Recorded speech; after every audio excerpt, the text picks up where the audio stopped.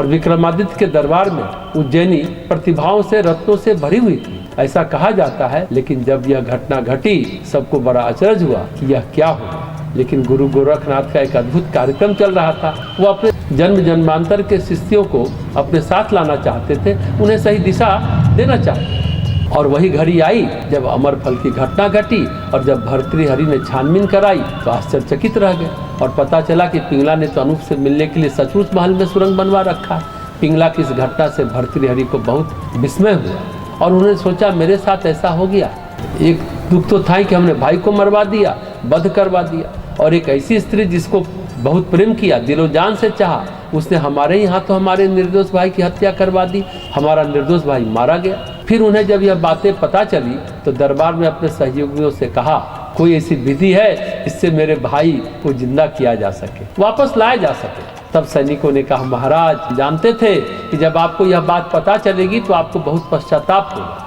विक्रमादित्य जिंदा हैं और उन्हें उनके सामने पेश किया गया। उसी क्षण जब सच्चाई पता चली महाराज भर्तृहरि के मन में वैराग्य जगा, वैराग्य का आरंभ हुआ।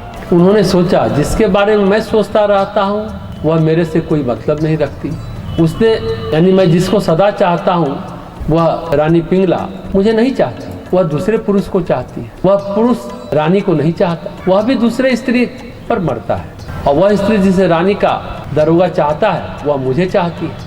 इसलिए उस रानी को धिक्कार है, उस दरोगा को धिक्कार है, उस कामदेव को धिक्कार है जो यह सब कर्म कराता है। यानी धिक्ताम च ताम च मदनम इमाम च माम च, धिक्ताम च तम च मदनम इमाम च माम च। उसे भी धिक्कार है, इसे भी धिक्कार है, और सबसे बड़ा धिक्कार उस कामदेव को है। और भर्तृहरि ने कहा कि अब नहीं, अब इस परिस्थिति में, इस परिदृश्य में हम तालमेल नहीं बिठा सकते, हम एडजस्ट नहीं कर सकते, हम राज चला नहीं सकते।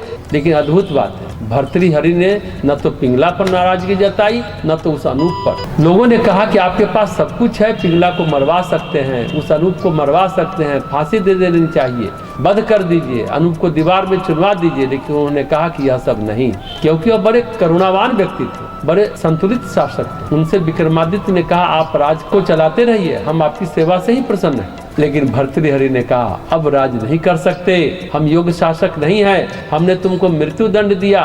और भर्तृहरि पिंगला को बहुत प्रेम करते थे, न्याय को सर्वोपरि मानते थे और इस आधार पर अपने प्रिय भाई को दंड दिया था। लेकिन तब से वह बहुत उदास रहने लगे थे और कहते थे कि हम न्याय प्रिय नहीं हैं। और वह बोले कि अब मैं जंगल की ओर, वैराग्य की ओर निकल जाऊंगा, वैराग्य की साधना करूंगा। लेकिन जाते जाते उन्होंने कहा कि देखो विक्रमादित्य, पिंगला को कोई सजा मत देना और ना अनूप को दंड देना। और इतना कहकर भर्तृहरि ने महल छोड़ दिया।